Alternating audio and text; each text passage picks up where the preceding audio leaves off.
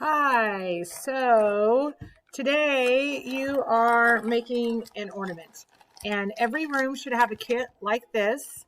And I'll tell you what's in there in a minute. And you should also have at least one art club member that actually knows how to do it. We had a few art club members miss our meeting, so I moved some people around, but there should be somebody in everybody's room that knows what's going on. Okay, so what you need to do first is out of the kit, everybody gets one of these triangles. It's a tree, one set of yarn, and they're kind of like tied together in little bundles in there. So pull out what you like. I'm going to pull out red just because I want to.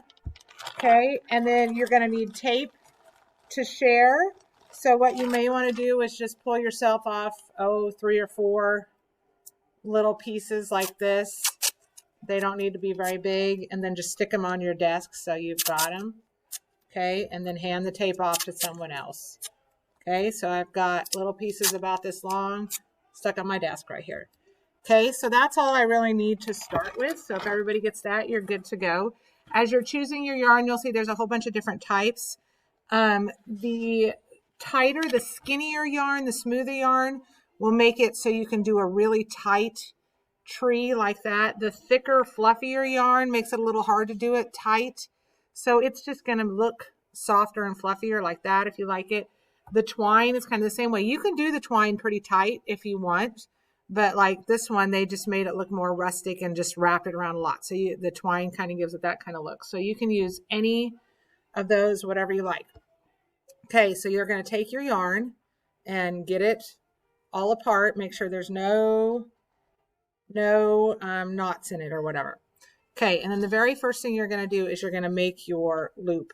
And you decide what the back is. So if you have white, I would suggest if you have a colored piece of this tree that you use the white side for your front. If you have a dark one, maybe use the black. Mine's white on both sides, so it doesn't matter. So the first thing I'm going to do is I'm going to make a loop with my yarn. Okay, and I'm going to tape it to the back. All right, so this is your hanger, and you want to do your hanger first because it sure makes it a lot easier later. From experience, I know this. Okay, and so I'm just sticking it to the back like this, and it's fine to just wrap the tape onto the front, but press it hard so it doesn't come out. Okay, so now you have your hanger. So this is the back.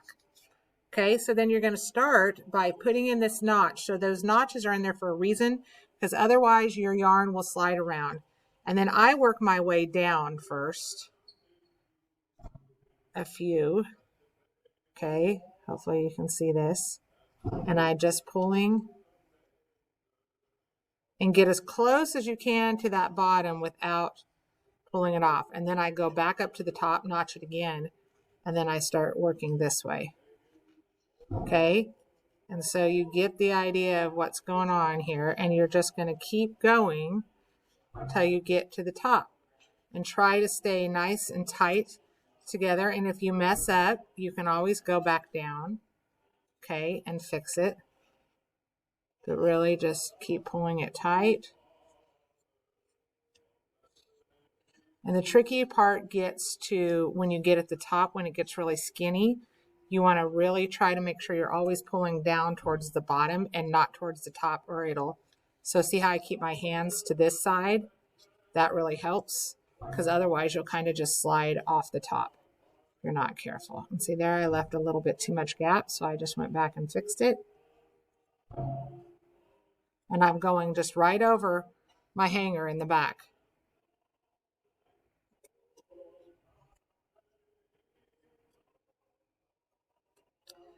Okay, and then as you get to the top, you can leave a little blank, and in fact, I would recommend it because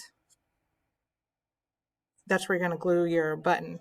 So it makes it easier to glue. And I feel like I have a lot of gaps on the front, so I'm just coming back down and hitting it again.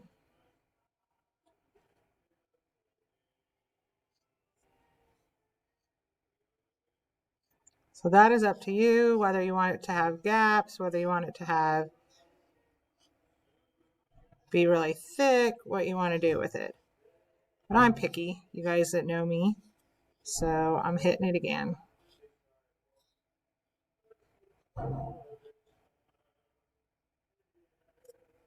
I'm going to hit that one a few times just to kind of fill in my gap. My 7th graders helped me out, and they were very, I don't know what the word is, overzealous with the notches. Okay, so then what I'm going to do now, I got to get this string to go away. So you can either just, the easiest thing to do is just flat out tape it and use a nice little piece of tape and just tape it on there. And you need a piece of tape on the back anyway to put your initials. So the easiest thing is literally just put a little piece of tape like that, write your initials right there, cut this little extra off. And hopefully your Tiger Time teacher has a scissors. I'm grabbing one. We didn't have enough to give everybody one. So just trim off your extra, okay? Then you should have a bottle of glue. Just trimming that off, okay, as close as I can get it. You should have a bottle of glue in your kit. So in the part with your buttons, there should be a bottle of glue. Got to share this part.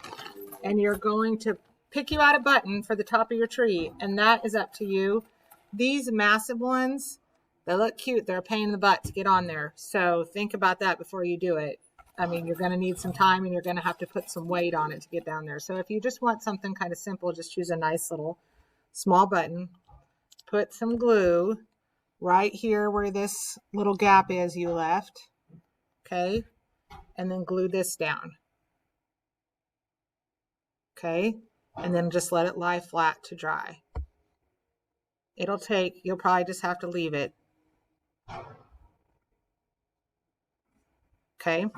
And then you'll notice you have either like sequins type things. You have these little packages that look like this. Everybody has a couple colors.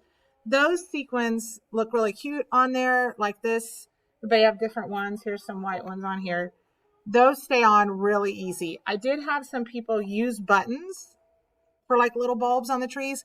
That works too. They're just harder to stay on. So you just really need to set them on there and like set a book on top of it while it dries so it'll squish to it.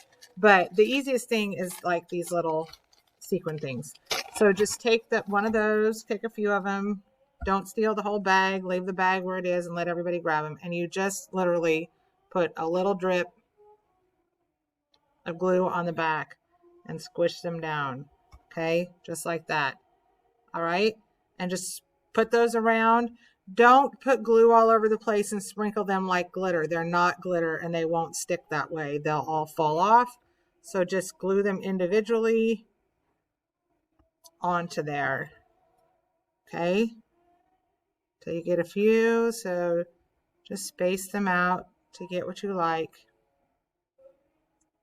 I am of the group that less is more, but I know many of you are not. So do what you like. It's your ornament. Long fingernails are not helpful in this process. Okay, one more for me, and then I'm calling this done. Okay, your last step.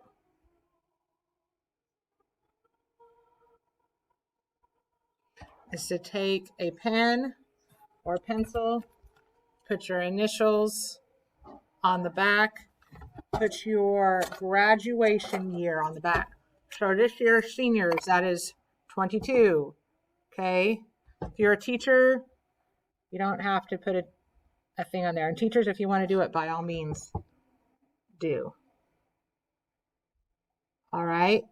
If you have any other questions, you can email me. You guys can call down here. Please don't just come running down here because I have class too. Check first before you just send somebody over. But this is basically what you have. Let it dry, and then it goes on the Christmas tree in the lobby. And then I'll put them away till you graduate. When you graduate, you'll get all the different ornaments you've made all over through the last however many years. So seniors, I'll give you yours in January, all your Christmas tree ornaments that you have. Okay, there you go. Thanks. Bye.